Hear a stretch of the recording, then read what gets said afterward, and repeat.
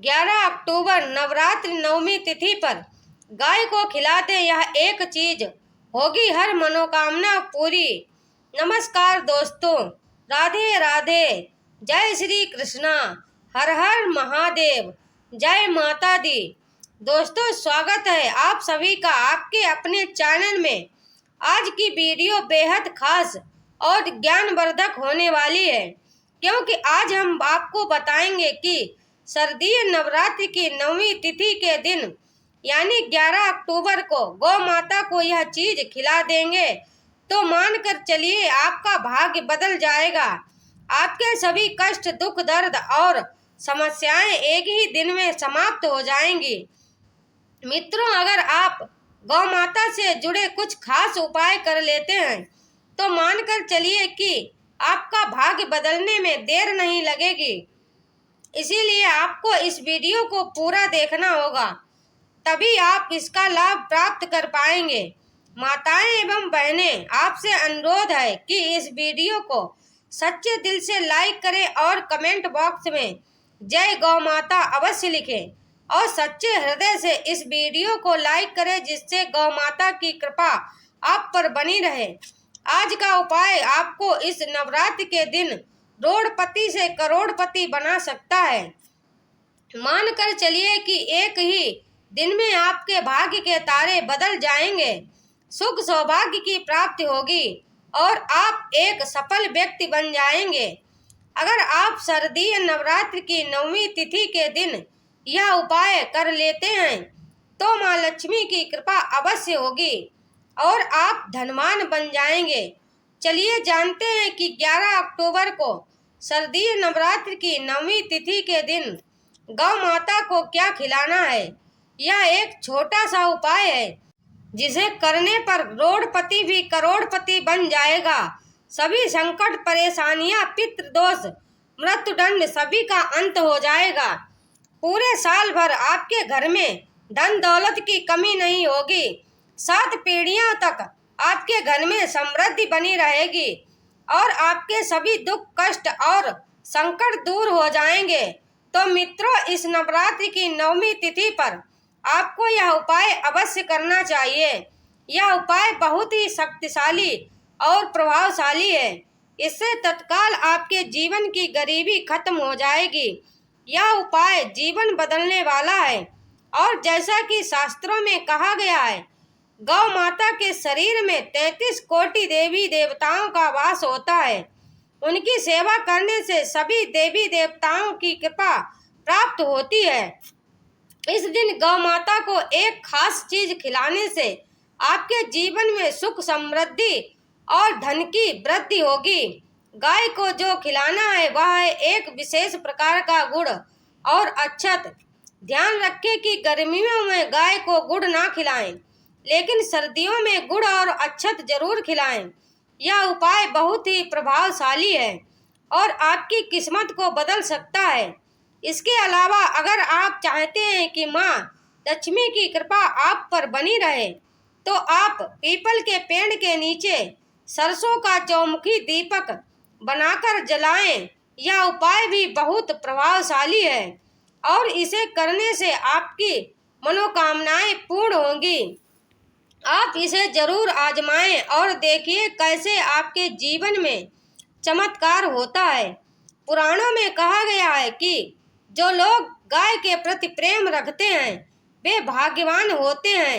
ऐसे लोग घर ही पापों से मुक्त होकर स्वर्ग की प्राप्त करते हैं और अगले जन्म में धनवान बनकर सुख भोगते हैं। साथ ही ध्यान रखें, आराम कर रही गाय को कभी भी कष्ट देकर उठाना नहीं चाहिए। जहां गाय बैठती है उस स्थान से नकारात्मक ऊर्जा समाप्त हो जाती है।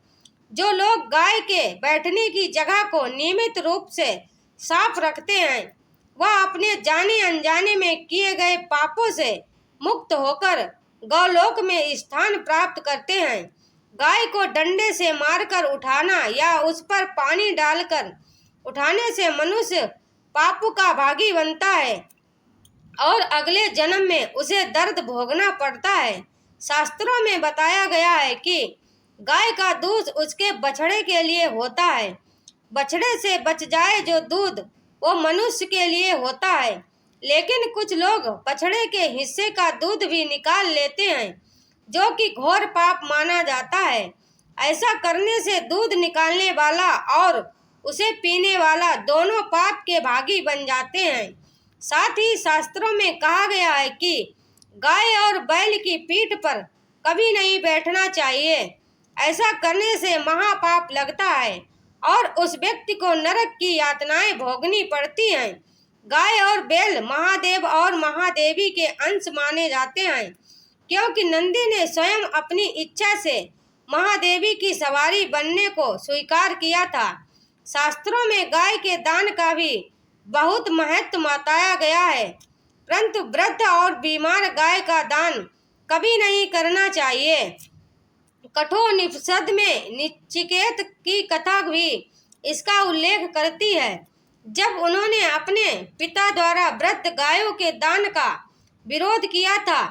जो लोग बछड़े सहित गाय का दान करते हैं वे महान पुण्य प्राप्त कर स्वर्ग में स्थान पाते हैं। अगर आपकी कुंडली में सूर्य, चंद्र और मंगल, शुक्र की केतु, राहु से हो तो इसे पितृदोष माना जाता है। सूर्य का संबंध पिता से और मंगल का संबंध पितृदोष से होता है। यदि मंगल, राहु या केतु के साथ हो तो जीवन में संघर्ष बढ़ जाता है। इस दोष से मुक्ति पाने के लिए गाय को नियमित रूप से रोटी खिलानी चाहिए, खासकर अमावस्या के दिन। शास्त्रों में कहा गया है कि बृहस्पति गुरु के रूप में माना जाता है। अगर कुंडली में बृहस्पति नीच राशि मकर में हो तो शिवलिंग के दर्शन के बाद सामने से गाय आई दिखे तो उसे दाहिनी ओर से जाने देना चाहिए। ऐसा करने से यात्रा सफल होती है और घर में दोष समाप्त हो जाते हैं। घर में गाय का होना बेहद शुभ माना जाता है। गाय को रोजाना ताजी रोटी खिलाने से घर में सुख समृद्धि आती है। रोटी बासी नहीं होनी चाहिए, क्योंकि बासी रोटी देने से घर में नकारात्मक ऊर्जा आती है और आपके कामों में विघ्न उत्पन्न होता है। गाय को कभी सड़ी गली चीजें नहीं खिलानी चाहिए, क्योंकि यह शास्त्रों में बहुत बुरा माना गया है। गाय को रोटी खिलाते समय उस पर घी, हल्दी या कुछ मीठा रखना चाहिए। गाय के सामने उसकी पीठ पर या मस्तक पर हाथ फेरा कर आशीर्वाद लेना चाहिए। यह बहुत ही शुभ माना जाता है और इससे आपके सारे काम सफल होने लगते हैं। नवरात्र के 9वीं तिथि के दिन गाय की परिक्रमा करने से सभी मनोकामनाएं पूर्ण होती हैं। जब भी गाय को रोटी दें तो उसे अकेली रोटी ना दें, बल्कि रोटी पर घी या हल्दी रखकर खिलाएं। गाय को सूखी रोटी ना खिलाएं, इससे सुख और दुख दोनों दूर होते हैं। नवरात्र के दिनों में इन उपायों का विशेष महत्व है। जिस घर में सुख समृद्धि आती है, तुलसी का पौधा घर में लाने से देवी माँ प्रसन्न होती हैं और घर में पैसों की दिक्कत समाप्त हो जाती है। नवरात्रि के समय में तुलसी का पौधा लगाना बेहद शुभ माना जाता है। शंख पुष्पी का पौधा भी घर में संपन्नता लाता है। केले का पौधा लगाने से भगवान विष्णु का आशीर्वाद प्राप्त होता है और आर्थिक समस्याएं समाप्त हो जाती हैं। ऐसा माना जाता है कि नवरात्रि में जो लोग गाय को रोटी खिलाते हैं उनको पीढ़ी दर पीढ़ी को उन्नति मिलती जाती है या वे विकास करते हैं, जिसका अर्थ कि वे सभी प्रकार के सुख और सुविधाएं हासिल कर लेते हैं। यदि आप भी उन्नति करना चाहते हैं, आपकी तरक्की नहीं हो रही है, तो आपको गाय को रोटी रोजाना खिलानी चाहिए। यदि आपके ग्रह खराब चल रहे हैं और आपको किसी ने बताया है तो इसका मतलब यह है कि आपको गाय को रोटी देने की जरूरत है। यदि आप गाय को रोटी खिलाएंगे तो आपके ग्रह शुभ फल देने लग जाएंगे। बहुत से लोग अपने ग्रहों के अनुकूल करने के लिए गाय को रोटी देते हैं। यदि आपको पता नहीं है कि आपका ग्रह आपके ऊपर अनुकूल है या प्रतिकूल प्रभाव दे रहे हैं, तो आपको चाहिए कि आप किसी पंडित से पूछ सकते हैं। राहु खराब होने से जीवन में दुर्घटनाएं ज्यादा होती हैं, संतान का सुख नहीं मिलता है और परिवार में विपदाएं आती रहती हैं। गरीबी छोड़कर नहीं जाती है। ऐसी स्थिति में दोपहर 12 बजे 7 अलग अलग तरह के अनाज को पीसकर उसकी रोटी या जौ और ज्वार से बने आटे की रोटी काली गाय को खिलाएं। गौशाला में से किसी एक गाय की जिम्मेदारी उठाने से भी कई तरह के संकट दूर हो जाते हैं। और कुंडली में सूर्य निर्बल है तो आप रोजाना गाय को साबुत गेहूं खिलाएं। इससे आपका सूर्य मजबूत होगा और बाकी के 9 ग्रहों की स्थिति भी अच्छी होगी। सुबह सुबह गाय के दूध से बना मक्खन खाने से शरीर में कैल्शियम की मात्रा अच्छी होती है। इससे राहु और शनि की वजह से कमजोर हुआ चंद्रमा अशुभ फल नहीं देता है। अगर आपका चंद्रमा कमजोर है तो रात को सोने से पहले गाय का गुनगुना दूध पिएं और सुबह गाय के दूध से बना मक्खन खाएं। अगर गुरु की दशा खराब या कमजोर है तो गाय की सेवा और दर्शन से ही वह बलशाली हो जाता है। कुंडली में शनि अशुभ हो या 7.5 है या ढैया चल रही हो तो काला तिल या उड़द पीसकर गेहूं के आटे में मिलाकर गाय को रोटी बनाकर खिलाना चाहिए। वैसे बहुत से लोग गाय को रोटी तो खिलाते हैं, लेकिन रोटी खिलाने के दौरान में कुछ नियमों को ध्यान में नहीं रखते हैं, जिसकी वजह से उनकी खिलाई सारी रोटी चली जाती है। तो इसीलिए गाय को रोटी खिलाएं, लेकिन रोटी को सही तरीके से खिलाएं जिससे आपको अच्छा फायदा मिल सके। गाय को बासी रोटी कभी नहीं खिलानी चाहिए। ऐसा करने से घर के अंदर संकट और गरीबी आ सकती है।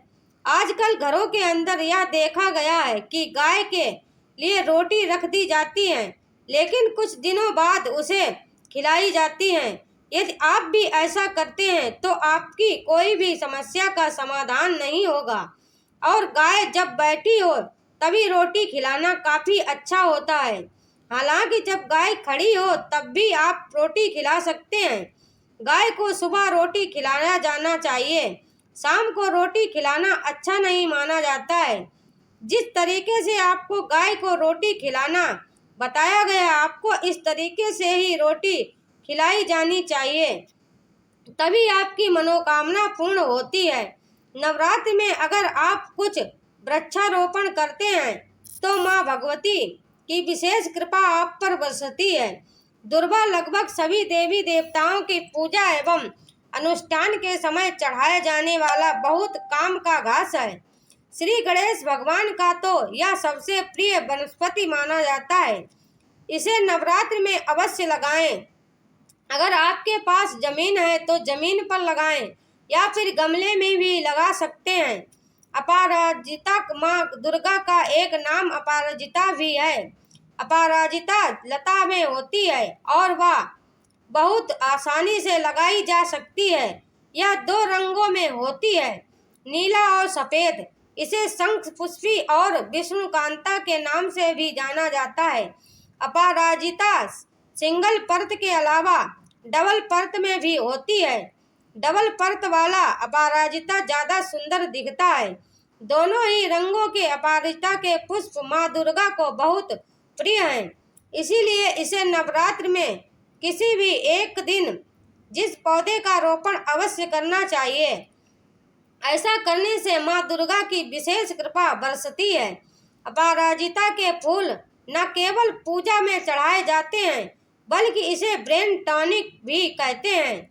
इन फूलों को उबालकर उसका पानी बच्चों को पिलाया जाए तो बच्चों का दिमाग का विकास होता है। नंबर 1, पान एक ऐसा पौधा है जिसका प्रयोग हर धार्मिक अनुष्ठान में किया जाता है। इसे पूजा के प्रारंभ और अंत दोनों में प्रयोग किया जाता है। नवरात्रि पूजा के 10वें दिन हवन से पूर्व माँ दुर्गा को पान का भोग लगाकर ही उनकी विदाई की प्रक्रिया शुरू की जाती है। अगर आपके पास पान का पौधा नहीं है तो नवरात्र के किसी भी दिन पान का पौधा अवश्य लगा लीजिए। यह बहुत शुभ होता है। इसे गमले में लगाया जा सकता है क्योंकि यह एक इंडोर प्लांट है। अतः इसे घर आंगन के भीतर भी लगाया जा सकता है। नवरात्रि में हर दिन माँ दुर्गा को लाल गुड़हल का फूल अर्पित करना चाहिए।